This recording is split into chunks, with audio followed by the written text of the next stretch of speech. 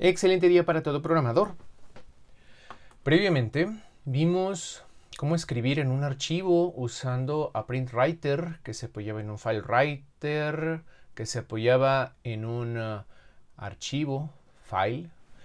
Y vimos cómo esto funcionaba con el buffer, cómo se llenaba y cómo escribía. Vimos las señales para terminar el programa. Y también en otro momento previo estuvimos viendo cómo se hacía la entrada de datos de consola con Buffer Reader.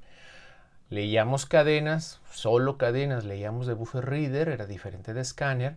Y esas cadenas, cuando necesitábamos convertirlas a otro tipo de dato, lo que hubiéramos obtenido de la consola se trasladaba hacia la clase de envoltura, en este caso byte, o podías utilizar la clase short, la clase integer, o la clase long, o la clase float, o la clase double, para convertir de cadenas hacia tipos de datos numéricos.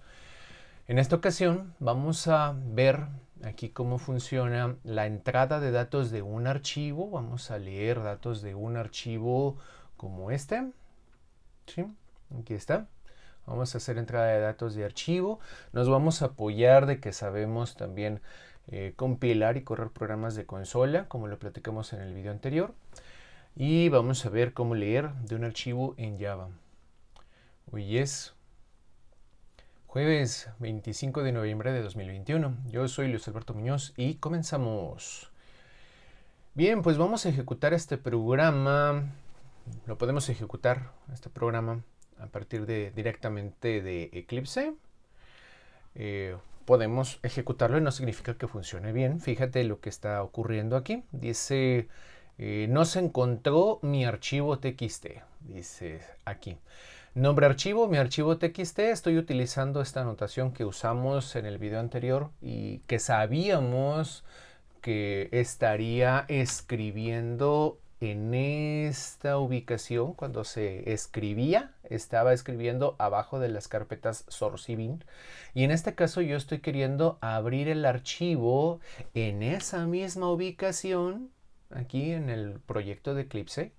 Y entonces resulta que ahí no se encuentra el susodicho archivo, y pues a la hora de que se crea lógicamente este objeto file, pues dice, pues yo espero que exista ese archivo, pero resulta que no existe. A la hora de que tú intentas con Buffer Reader, que ya conocemos a Buffer Reader para leer de la consola, solo que ahora en lugar de que Buffer Reader lea de la consola como lo conocíamos, ahora va a leer de un archivo. Se va a apoyar de un especialista en lectura de archivos que le dijimos qué archivo tenía que leer. Pues este file reader intenta abrir el archivo, es un especialista para gestión de archivos, en este caso en modo de entrada, y entonces pues eso ya no va a funcionar porque el archivo no existe, y pues esta excepción, dice File Not Found Exception, se está lanzando. Hemos platicado brevemente acerca de las excepciones. Si te fijas, aquí yo estoy resaltando File Not Found Exception, y fíjate quién es el que lanza File Not Found Exception. Aquí este objeto File Reader, cuando intenta construirse, intenta abrir el archivo como parte de su construcción, y resulta que como el archivo no existe, pues lanza una bola de fuego para arriba. Y entonces esa bola de fuego implica que ya no se pueden ejecutar las siguientes instrucciones. Cuando metemos código dentro de un try catch, ya no se ejecutarían las siguientes instrucciones si alguna de ellas que lanza una excepción, te fijas, dice que lanza File Not Found Exception. Si este me lanza esa excepción, pues entonces aquí se atrapa la excepción, y aquí yo estoy imprimiendo con system.err que no se encontró mi archivo txt. Aquí digo no se encontró y le estoy concatenando el objeto file, y a la hora de concatenar el objeto file, pues se le invoca el método toString a ese objeto file. Aunque aquí no se ve el método toString siendo invocado, pues es equivalente a estarle invocando el método toString. Cuando tú concatenas un objeto, pues se le invoca el método toString. Entonces allí se está imprimiendo en la excepción, y cuando yo digo pues imprime la traza de error, print stack trace, y que imprima en system error, que es un gestor para imprimir en la consola en modo de error, está apareciendo aquí en rojito si te fijas, aquí está el detalle, dice que no existe el archivo o el directorio que tú estabas queriendo acceder, en este caso el archivo no existía. Para que existiera el archivo y funcionara, pues este archivo yo necesitaría copiarlo o bueno, moverlo, lo voy a mover a esta ubicación y entonces voy a volver a correr run as Java Application y si te fijas, ya jaló, ya funcionó, porque ya se encuentra en la ruta que Eclipse considera como la ruta de inicio del proyecto, ¿sale? Si yo hubiera ejecutado este programa desde esta carpeta, pues entonces en esta carpeta se buscaría el archivo, porque yo no le estoy diciendo un directorio en donde buscar el archivo. Entonces lo busca en la carpeta de inicio del programa. El programa, a la hora de que lo corre en Eclipse, su carpeta de inicio es la que tiene el proyecto, la que contiene a las carpetas source y bin, esa es la carpeta inicio. Y entonces, pues si te fijas aquí, viendo lo que pasa a continuación, dice abriendo el archivo, mi archivo txt, esto no había salido en la ejecución anterior. Y así como sabemos leer de consola con BufferReader, pues lo mismo va a ser leer de un archivo con BufferReader. Aquí yo le estoy pidiendo, léeme una línea completa del archivo. Y si el archivo tiene esta información, tiene este hola y con un salto de línea, pues el readline se va a satisfacer con esta lectura de salto de línea y lo tenemos aquí en esta cadena. Nosotros debemos de saber qué es lo que está escrito en nuestro archivo. Si nuestro archivo está en modo texto y yo sé que tiene una cadena ahí escrita, pues lo deposito en una variable de tipo string. Si yo hubiera almacenado aquí el valor 10,000 y yo quisiera procesarlo como un entero, pues necesitaría convertirlo, como lo hemos visto, con una clase de envoltura, convertirlo a tipo short o a tipo integer o a tipo long o a tipo byte. Tú utilizarías la clase de envoltura necesaria para convertir un texto que escribiste en el archivo en una variable numérica, un dato numérico, depositarlo en una variable que representara un tipo entero o un tipo flotante. Entonces eso tú ya sabrás qué quieras hacer con los textos que tú leyeras de un archivo de texto, si los dejas como cadena o los conviertes a enteros o a flotantes. Y entonces esa cadena que acabo de leer, aquí estoy verificando a ver si la cadena es diferente de nulo. Ya habíamos visto esto de comparar contra nulo y aquí vas a darte cuenta más a profundidad. ¿Por qué? La cadena que yo acabo de extraer fue hola. Hola es diferente de nada, de una cadena nula. Hemos hablado acerca de nulo también en otros videos, acerca de apuntadores. Y entonces, como no es la cadena nula, pues se imprime que se leyó tal cadena. Y estamos en un bucle donde vamos a leer otra cadena del archivo. Leeríamos la segunda cadena, esto. Y entonces la variable cadena se reinicializaría o se redefiniría más bien con este contenido, mundo de archivos. Y entonces como la cadena es diferente de nada, de nulo, pues entonces se imprime que se leyó mundo de archivos. Y luego estoy queriendo leer otra línea, en este caso estoy leyendo la carita feliz. La cadena se inicializa con cadena feliz y entonces se regresa otra vez aquí al principio del while, revisa que es diferente de nulo y entonces se imprime que se leyó carita feliz. Luego se quiere leer más del archivo, pero ya llegamos al final del archivo. ¿Te acuerdas cuando en C++ hablábamos acerca de la lectura de archivos? Pues lo mismo sucede aquí. Ya llegué al final del archivo, el EOF de archivo. Y entonces, como ya no tiene más contenido aquí que entregarme, pues resulta que readline va a entregar el valor nulo hacia la variable cadena, le va a asignar null. Y entonces viene para acá arriba y resulta que cadena vale null. Y aquí yo me volví a meter si la variable era diferente de null. Ahora ya es igual a null. Entonces esto va a dar falso y va a avanzar. Va a cerrar el archivo. Siempre hay que cerrar un archivo que se abre. Lo hemos platicado en C++. Y entonces aquí terminó mi programa. Si te fijas, ya no está encendido. Este programa yo lo podría, este main.java, traérmelo para acá. Ahorita, lo tenía ahorita en mi proyecto de Eclipse y ahora lo tengo en una carpeta aquí de mi sistema de archivos. Y entonces aquí está el código fuente, ¿verdad? Sabemos compilar main.java. Sabemos compilar un código Java. Ahí está, compilado. Aquí está el main.class, el código fuente y el código objeto en la misma carpeta. Y yo puedo decir Java main, ¿verdad? Y dice que no se encontró el archivo. Pues no, no hay ningún archivo aquí. Pero si yo pues colocara este archivo aquí, ya existiría de dónde leer, ¿verdad? Y entonces lo ejecutó mi programa y entonces abre el archivo, lee la cadena hola, lee la cadena mundo de archivos, lee la carita feliz y ya termina mi programa. Fíjate que hay otras líneas escritas por aquí. Hay otras líneas escritas aquí acerca de esa constante simbólica que estoy utilizando para la ruta que define el nombre del archivo. ¿Sí?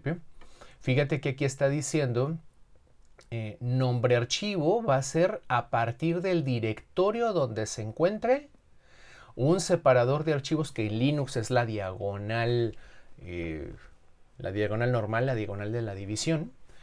Y luego por aquí archivos, que sería una carpeta, y luego esa diagonal, que sería algo como esto, una ruta con estas diagonales. Es lo que pretendo inicializar para esta variable. Entonces, mi archivo se espera que estuviera dentro de una carpeta archivos a partir de esa ruta. ¿Sí? A partir de esa ruta. Nosotros podríamos jugar con ese archivo Java aquí. En lugar de utilizar esta cadena, vamos a hacer más grandecito esto. ¿Sí? En lugar de utilizar esta cadena de allí, utilizar la segunda cadena que estamos viendo aquí en el Eclipse. Estoy habilitando la segunda cadena. Y entonces vuelvo a compilar java main.java. Se vuelve a compilar y ahora voy a estar utilizando esta ruta que esperaría una carpeta llamada archivos, y en esa carpeta archivos que se encontrara ese archivo de texto. ¿Sí? Eso es lo que indica esta línea, que a partir del directorio en el que nos encontramos, utilizo el separador de archivos, que es para la lógica de las carpetas. Mira la ruta. Fíjate cómo aparece esta diagonal. Si yo le escribo aquí pwd, me dice que me encuentro en esta ruta. ¿Sí? Esta ruta es absoluta, Y aquí yo le estoy diciendo que la ubicación del archivo va a estar a partir del directorio punto, porque el directorio punto es un directorio que existe, ls-la. Es un directorio que existe en tu sistema de archivos. Es la carpeta que apunta a mí mismo. Es como el apuntador dis, pero en el caso de los archivos representa la carpeta propia. Y entonces sobre esa carpeta propia, pues se va a usar una diagonal para subirse a la carpeta archivos. Y entonces al subirme a la carpeta archivos, pues ya va a encontrar aquí el archivo. Otra vez file separator, el archivo, ¿verdad? Y entonces va a encontrar este archivo en la consola. Vamos a ejecutar java main.